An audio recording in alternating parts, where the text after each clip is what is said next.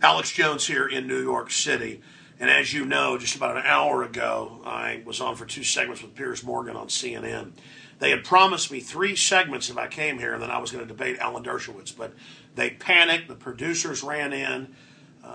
The head producer was crying and saying it wasn't supposed to be like this. And Piers Morgan said, "Get out of here." And their security people were like, get out now, you're coming with us. And I said, we'll have to get our stuff out of the green room. That said, you know I've covered Bilderberg. You know I've covered Occupy Wall Street. I've covered the DNC, RNC. I've been in news coverage where people are being arrested en masse. I've never put out a video asking for people to watch our back. We got here today at about 4 o'clock, drove in from the airport into Midtown near CNN's main complex. They have several buildings. And when we got to the hotel, we were getting our cards, and I noticed what was clearly off-duty cops in the windbreakers with the guns, talking into their little earpieces. They had earpieces and the little handheld pieces. And I didn't say anything to Rob Dew, who's running camera right now. Then about 2 hours after dinner, before we went down to CNN Center,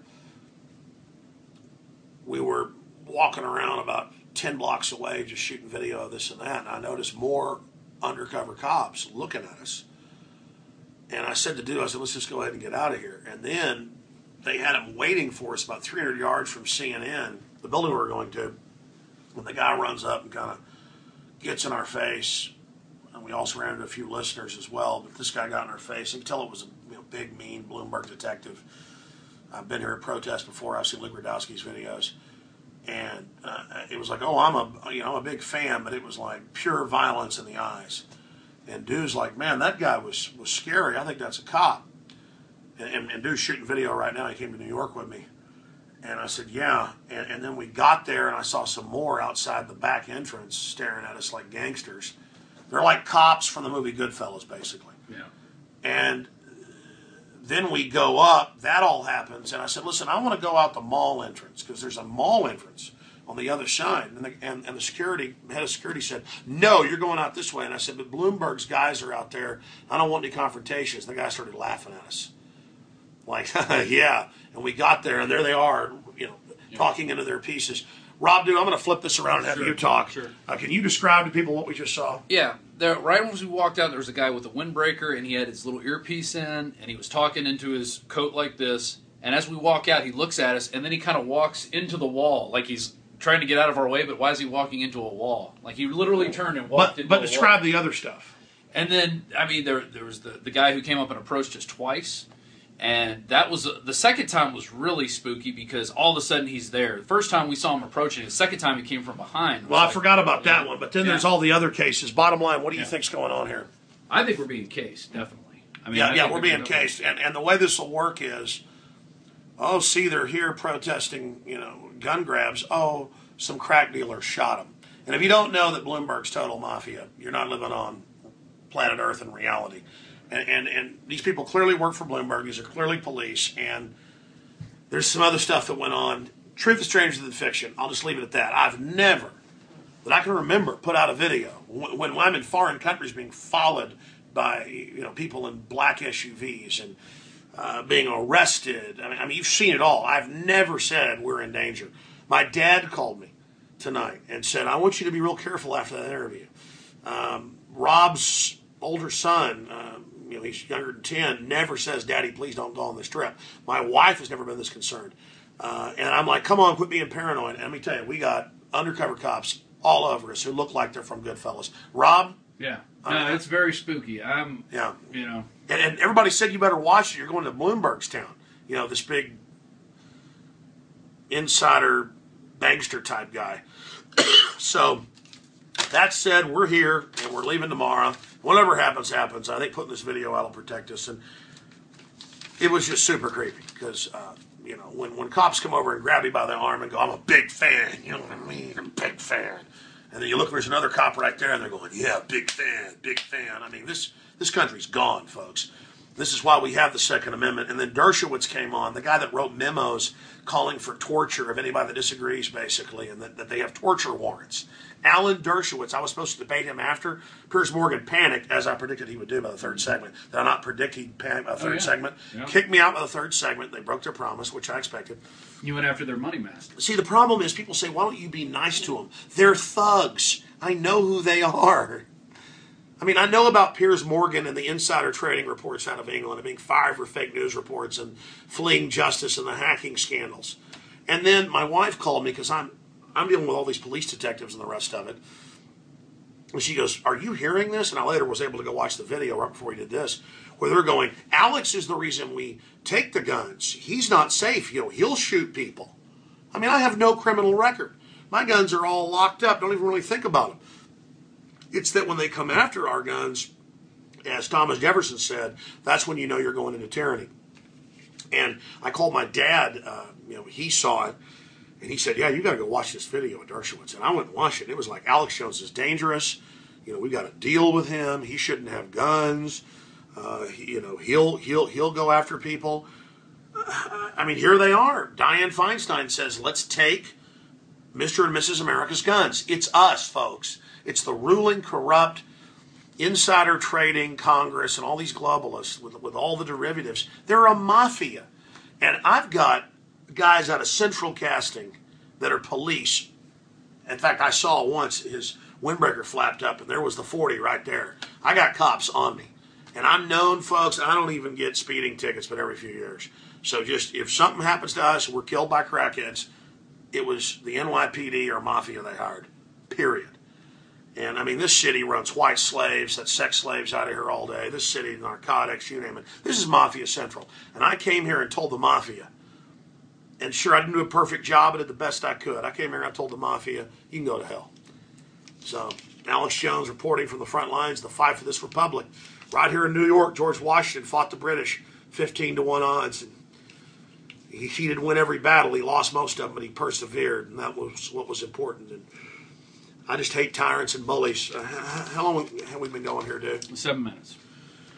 Here is my little notes that I never even got to with Piers Morgan. And I want to go over some of these. I wrote these on the computer yesterday. I wrote some in the plane.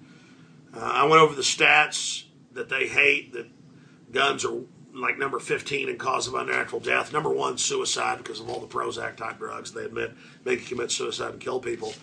I wanted to get to that. I covered some of it. Victim disarmament. The government's the one that disarmed the schools and advertised them as places to go kill people.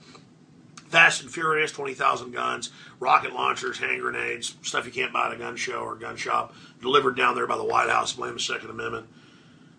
Pierce is in the news having bodyguards. He said he didn't have bodyguards. That'll be a whole other report. That's not true.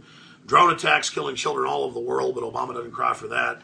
Democide killing 290 million people. Government's number 1 threat. You did cover that. I did cover that. I covered it all, but not as much as I'd like. We have guns to protect ourselves from you. I made that point. Move to North Korea if you don't like guns. FBI crime stats covered that. Called him a hatchet man. Government arming to the teeth. The 1.6 billion bullets. Preparing for civil unrest. You have blood on your hands again because they disarmed the schools and advertised them as killing zones.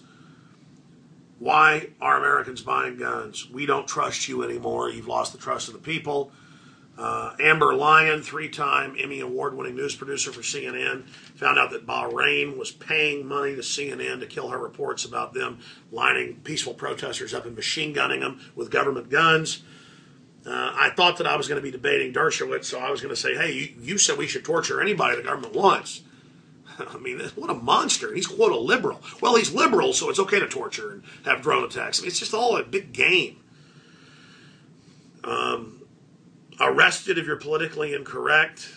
That's the kind of stuff he's been calling for. They were implying it again tonight. All of the NSA wiretapping. I was going to point out how in England they've gotten rid of free speech.